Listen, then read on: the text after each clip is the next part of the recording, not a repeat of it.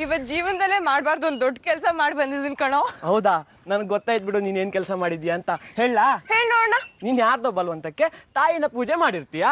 ನೀನೊಬ್ನೇ ಕಣೋ ನಾನು ಅರ್ಥ ಮಾಡ್ಕೊಂಡಿರೋದು. ಆದ್ರೆ ಅವಳು ಪೂಜೆ ಮಾಡೋ ಹುಚ್ಚೊಂದಿಲ್ಲ ಅಂದಿದ್ರೆ ಚೆನ್ನಾಗಿರೋದು. ಹುಚ್ಚಲ್ಲ ಕಣೆ, ಭಕ್ತಿ. ಭಕ್ತಿ ಅನ್ನೋದು, ನಾವು ಭಕ್ತರು ಅನ್ನೋದು ಎಲ್ಲ ಒಂಥರ ಹುಚ್ಚೆ.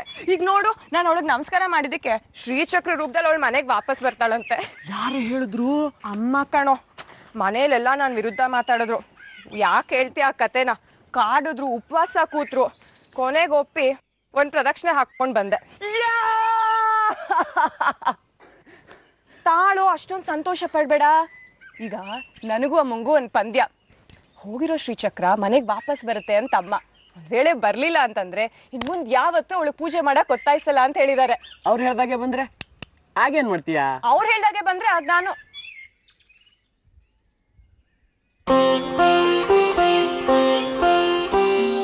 ಅವ್ರು ಹೇಳ್ದಾಗೆ ಬಂದ್ರೆ ಏನ್ ಮಾಡ್ಬೇಕಂತೆ? ಲಲಿತ ಸಹಸ್ರನಾಮ ಓದ್ಬೇಕಂತ? ಅದಲ್ಲ ಕಣೋ, ಮತ್ತೆ ಅವಳು ನಿಂದಿಸ್ಬಾರ್ದಂತೆ. ಶ್ರೀಚಕ್ರ ಬರೋದು ಗ್ಯಾರಂಟಿ. ನೀನ್ ಸೋತೆ ಬಿಡು. ನಾನ್ ಸೋಲ್ಬೇಕಾ? ಒಂದ್ ಕೆಲಸ ಮಾಡೋಣ, ಟಾಸ್ ಹಾಕ್ಬಿಡೋಣ. ಈಗ ರಾಜ ಬಿದ್ರೆ ಶ್ರೀಚಕ್ರ ನಿಮ್ಮ ಮನೆಗೆ ಬರುತ್ತೆ ಅಂತ, ರಾಣಿ ಬಿದ್ರೆ ಬರಲ್ಲ ಅಂತ. ಅಮ್ಮ, ತಾಯಿ ತ್ರಿಪುರ ಸುಂದರಿ, ಯಾರಿಗೂ ಬೇಜಾರಾಗದಿರೋ ತರ ಮಾಡಮ್ಮ. ಹಾಕ್ಲಾ?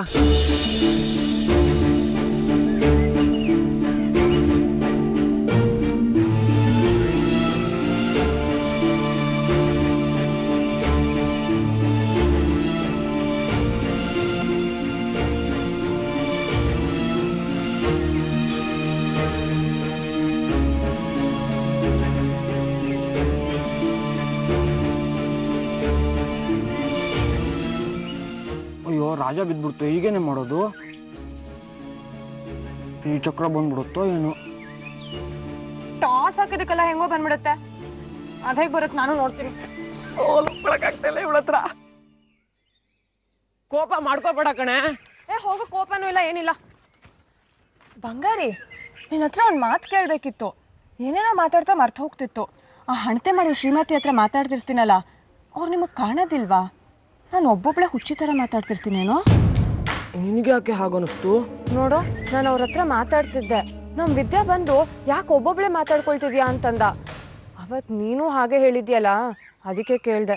ನಿಜವಾಗ್ಲೂ ಶ್ರೀಮತಿ ಅವ್ರು ಕಾಣೋದೇ ಇಲ್ವಾ? ಕಾಣ್ತಾರಲ್ಲ, ಕಾಣ್ತಾ ಏನು? ಮತ್ತೆ ಅವತ್ತು ನೀನು ವಿದ್ಯನ್ ಥರ ಒಬ್ಬೊಬ್ಬಳೆ ಮಾತಾಡ್ಕೊಳ್ತಿದ್ಯಾ ಅಂತಂದೆ. ಸುಮ್ಮನೆ ಕಣೆ, ಅವತ್ತು ನೀನು ದೇವಸ್ಥಾನದಲ್ಲಿ ಜಗಳ ಮಾಡ್ಕೊಂಡು ಬೇಜಾರು ಮಾಡ್ಕೊಂಡಿದ್ಯಲ್ಲ, ಅದಕ್ಕೆ ಹಾಗೆ ಹೇಳ್ದೆ. ಅಷ್ಟೇನಾ? ಅಷ್ಟೇ.